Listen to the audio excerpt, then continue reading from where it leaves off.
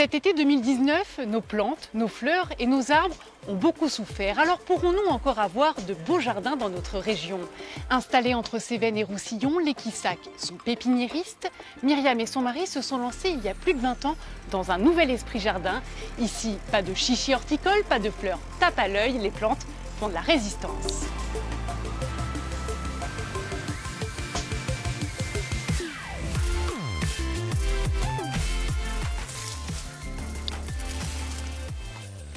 Bonjour Myriam. Bonjour Delphine. C'est possible d'avoir un beau jardin, même après une canicule comme on l'a vécu cet été?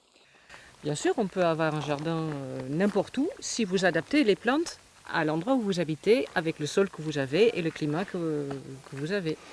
Donc c'est quoi l'idéal? Qu'est-ce qu'il faut planter chez nous sous notre climat? Donc c'est des plantes méditerranéennes, des climats méditerranéens pour sol calcaire dans la plupart des cas. Donc ici par exemple, c'est un bon exemple. Un jardin méditerranéen de ce style est composé de plantes couvre-sol, comme ici par exemple le Teucrium lucidris. On a des plantes boules, donc là on a des myrtes, des ballottes, des choses comme ça. Quels sont les gros avantages de ces plantes méditerranéennes? Donc c'est des plantes qui en principe ont donc un système racinaire qui est très profondément installé dans le sol et pour trouver la fraîcheur, ce qu'il faut. Après, ils ont des techniques différentes pour s'adapter à la sécheresse. Ils peuvent avoir un port verticaux pour qu'il y ait moins d'évaporation par le soleil, parce que moins d'exposition au soleil. On peut avoir des feuillages gris, comme ceci. On pense que c'est un feuillage qui est gris, Oui, effectivement, mais en fait, oui. Ah oui, effectivement, quand on enlève c'est bien une plante verte. les poils, on voit bien la plante verte en dessous. Voilà. Donc elle se protège. Voilà, la plante, c'est comme des cheveux sur la tête. Et donc la plupart des plantes méditerranéennes ont un feuillage gris, provoqué par un duvet plus ou moins fin pour se protéger contre le soleil. C'est un teucrium à feuillage lustré. Voilà, ça c'est des feuillages qui brillent. Et donc ils respirent par le dessous. Et le côté exposé au soleil est protégé par une crème solaire. Elle se défend. Voilà.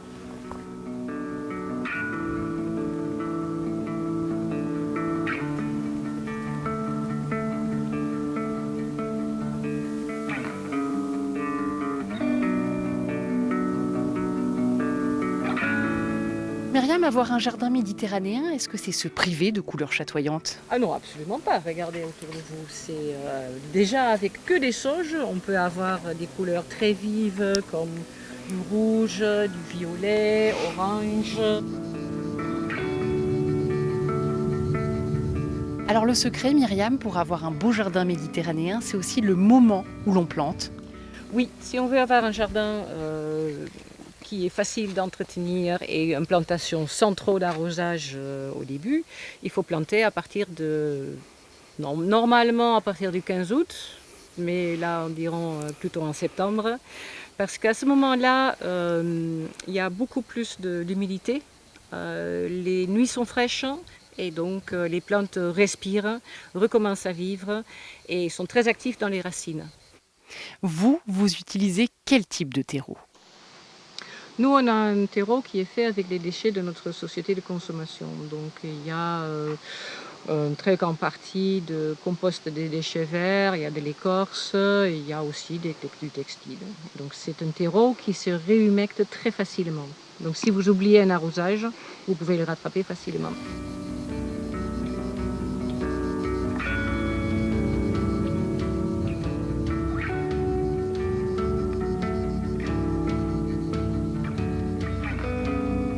Bonjour Gilbert. Bonjour. Pourquoi vous venez vous approvisionner ici?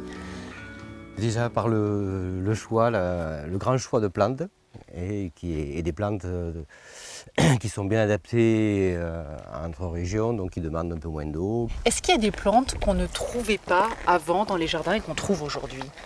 Oui, il y a beaucoup de plantes qui ont été récupérées, qui viennent tout simplement de la garrigue, percuter une plante qui pousse en garrigue, ça avait un côté péjoratif quelque part. On les arrachait ces plantes-là avant. Voilà, donc là, comme elles sont hyper adaptées, qu'elles arrivent à résister à des sécheresses comme il y a eu cette année, les introduire dans les jardins, c'est carrément diminuer l'arrosage par 3, 4, 5, 6 quoi. Dans votre prairie, si vous avez des pissenlits, non, on ne les arrache plus, c'est fini. Le désherbant sélectif, il ne faut plus faire ça. Un tapis jaune, c'est sympa aussi, quoi. Voilà, il faut apprendre un peu à voir les choses d'une autre façon.